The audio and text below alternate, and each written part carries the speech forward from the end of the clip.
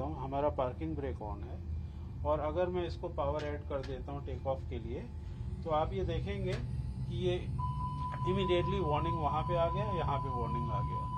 ये इस तरीके से एयरक्राफ्ट वार्निंग, और one of the rarest of rare घटना हुई है। और जो भी हम अभी कहेंगे वो एक स्पेकुलेशन होगा, बट फ्रॉम माय एक्सपीरियंस और जो हमने इसके वीडियोस देखे हैं, सिर्फ हम एक कयास लगा सकते हैं कि ये पॉसिबिलिटी हुई होगी। तो सबसे बड़ी बात ये है कि वीडियो देखने से ये नज़र आ रहा है कि एयरक्राफ्ट ने लिफ्ट प्रोड्यूस करना बंद कर दिया, और उसके कारण ये हो सकते हैं कि most probably loss of thrust, जो कि फ्यूल स्टार्वेशन की वजह से हो सकता है, फ्यूल मिलना इंजन को बंद हो गया हो, या बर्ड स्ट्राइक हो सकती है, और पायलट एरर भी हो सकता है, उसको भी हम नज़रअंदाज नहीं कर सकते, नकार नहीं सकते।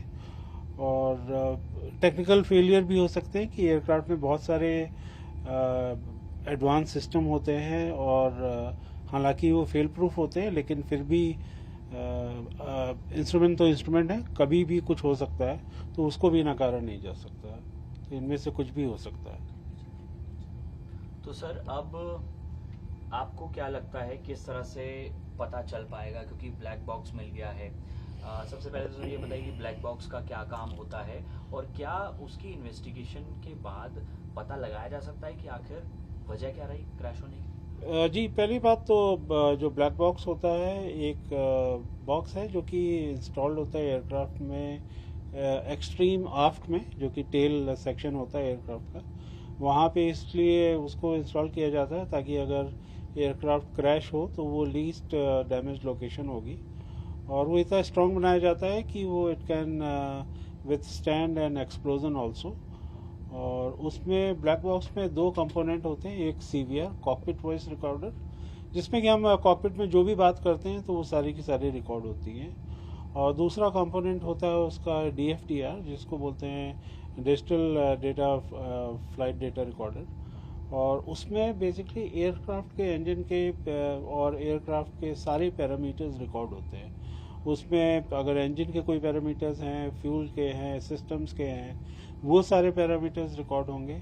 और जैसे एयरक्राफ्ट अगर ग्राउंड पे है तो उसकी ग्राउंड स्पीड भी रिकॉर्ड होगी, अगर वो फ्लाइट कर रहा है तो उसकी फ्लाइट स्पीड रिकॉर्ड होगी, कितना उसका पिच था, पिच अप था कि पिच डाउन था, वो भी रिकॉर्ड होगा, बैंक एंगल रिकॉर्ड होगा। तो ये सारे पैरामीटर्स रिकॉर्ड होते हैं।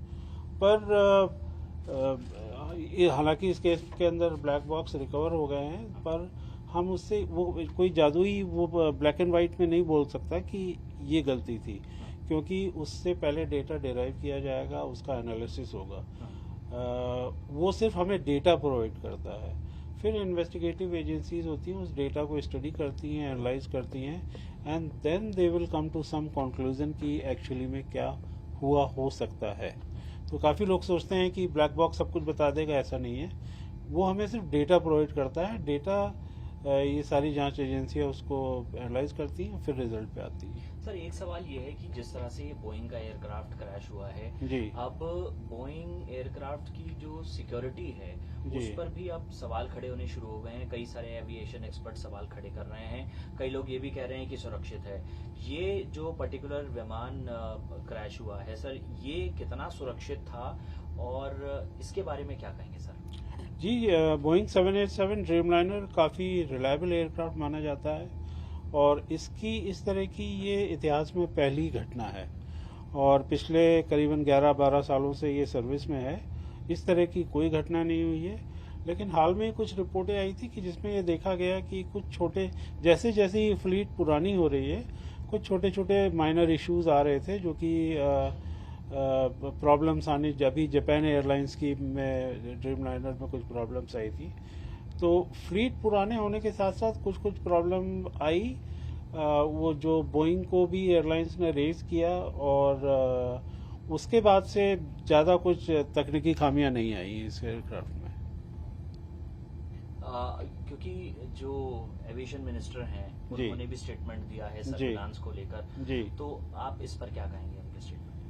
सर, सर्विलांस बेसिकली इसलिए किया गया है ताकि which is a very good initiative by our minister and DGCA, कि वो सारे के सारे पैरामीटर्स को एयरक्राफ्ट को सर्विस पे रिलीज होने से पहले they want to make sure the passengers are safe, the aircraft is safe and the public is safe. तो इसलिए ये सारे इंस्ट्रक्शन से इशू किए गए हैं कि सारे पैरामीटर्स अच्छी तरीके से मॉनिटर किए जाएं, सारे सिस्टम्स डबल चेक किए जाएं ताकि इस तरह की घटना आगे नहीं हो। और आई एम प्रेटी श्योर कि ये दूसरे मैन्युफैक्चरर्स के भी लिए लागू होगा लेटर और सूनर, ताकि इस तरह की घटनाएं दोबारा नहीं हो। क्या स्पेशलाइजेशन थी सर इस एयरक्राफ्ट की जो इसको इतना सुरक्षित बताती है? सर ये वाइड बॉडी एयरक्राफ्ट है और लॉन्ग हॉल रूट पे इस्तेमाल होता है। जैसे ये वाली पर्टिकुलर फ्लाइट थी, ये अहमदाबाद से लंदन के लिए थी, और एयर इंडिया के लिए तो इसको वर्कहॉर्स बोला जाता है।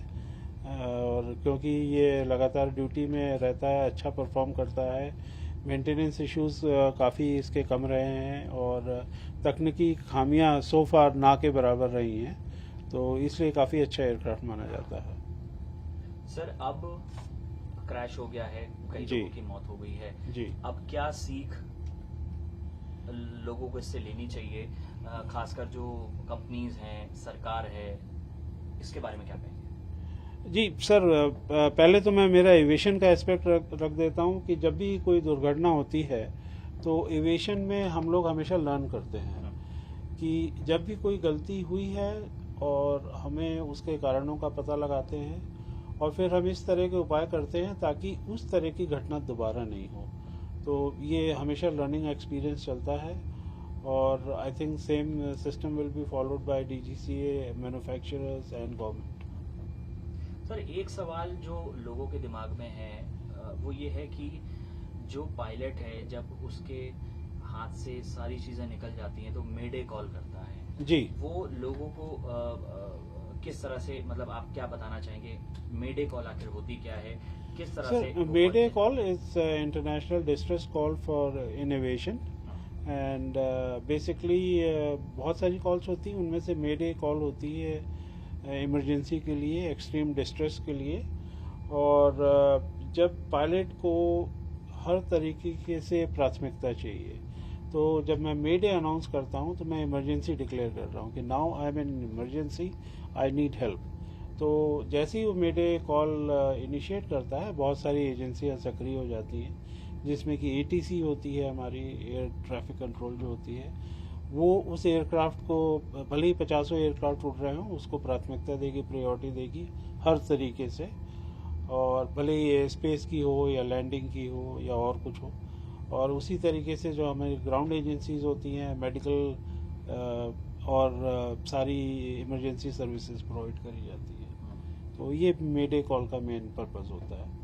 लेकिन आजकल इतिहास गवाह है सर, आज तक मेडे कॉल के बाद कोई एयरक्राफ्ट सुरक्षित नहीं सर, हमारे यहाँ इंडिया में तो इस तरह के ज़्यादा इंसिडेंट नहीं हुए, पर हम लोग सारे वर्ल्ड वाइड डेटा मॉनिटर करते हैं। मेडे कॉल अक्सर दी जाती हैं, और यूएस और यूरोप में जहाँ पे जनरल एविएशन बहुत बड़ा है, अक्सर मेडे कॉल्स होती हैं, वहाँ प्रायोरिटी दी जाती है और बाकायदा एयरक्राफ्ट को प्रॉपरली लैंड कराया जाता है। इसमें कोई वो दो राय नहीं है। सर कॉकपिट में आप किस तरह से समझाना चाहेंगे कि आखिर इमरजेंसी अगर जब आती है तो कौन सा ऐसा इंडिकेटर है जिससे पता लगता है? जी, इसमें बहुत सारे इंडिकेटर होते हैं। अगर आप देखें तो ये हमारा बीच में जो ये दो स्क्रीन नज़र आ रही है, ये सिस्टम्स डिस्प्ले स्क्रीन है, और ये हमारे इंजन पैरामीटर्स हैं। और ये अगर आप स्विचेस देख रहे हो तो ये सारे के सारे सिस्टम के स्विचेस हैं। फॉर एग्जांपल अगर हम ब्लीड पेज दबाते हैं तो ये हमारा ये ब्लीड का सिस्टम आ जाता है। इंजन का पेज दबाएंगे तो ये हमारे इंजन पैरामीटर्स आ जाते हैं। और ये हमारा ई कैम वार्निंग होता है। अगर देख रहे हैं तो अभी सब ग्रीन में है, तो ये हमारे ये बता रहा है कि टेक ऑफ के लिए एयरक्राफ्ट बिल्कुल ठीक है। अगर एयरक्राफ्ट के सिस्टम, एयरक्राफ्ट में 200 से ज़्यादा कंप्यूटर होते हैं जो कि कंटिन्यूस मॉनिटरिंग करते हैं एयरक्राफ्ट की, किसी भी चीज़ को डिटेक्ट करते हैं तो इमीडिएटली यहाँ पे वो चेंज हो। फॉर एग्जांपल अभी जैसे मैं आपको एक एग्जांपल दे सकता हूँ, हमारा पार्किंग ब्रेक ऑन है, और अगर मैं इसको पावर ऐड कर देता हूँ टेक ऑफ के लिए, तो आप ये देखेंगे कि ये इमीडिएटली वार्निंग वहाँ पे आ गया, यहाँ पे वार्निंग आ गया। ये इस तरीके से एयरक्राफ्ट वार्निंग दे देता है। तो हम कोई गलती अगर हमसे हो भी जाए तो आपके सिस्टम आपको इमीडिएटली इन्फॉर्म कर देते हैं। तो इस केस के अंदर भी यही हुआ है कि जब पायलट ने, हमारा एक डिसीजन स्पीड होता है जो कि बाहर के temperature, weight of the aircraft, काफ़ी सारी चीज़ों पे निर्भर करता है। उसके पहले अगर हमारे पास कोई भी सी भी गलती आती है, वार्निंग आती है, तो पायलट का काम होता है उस टेक ऑफ को रिजेक्ट कर देना। इस पर्टिकुलर केस में एयरक्राफ्ट अपनी डिसीजन स्पीड तक पहुंचा है और फिर उसने टेक ऑफ इनिशिएट किया है। दैट मीन्स वहां तक उसको कोई वार्निंग नहीं आई है। जब उसने टेक ऑफ इनिशिएट कर दिया है उसके बाद वो कुछ हुआ है, जो भी हुआ है, और एकदम बहुत कम हाइट पे हुआ है। मुश्किल से 57 सेकेंड की टोटल फ्लाइट थी। 26 सेकेंड बाद वो एयरक्राफ्ट इंस्टॉल हो चुका था, तो पायलट के पास कोई चारा ही नहीं बचा था। सामने जो भी बिल्डिंग थी उस पर जाके क्रैश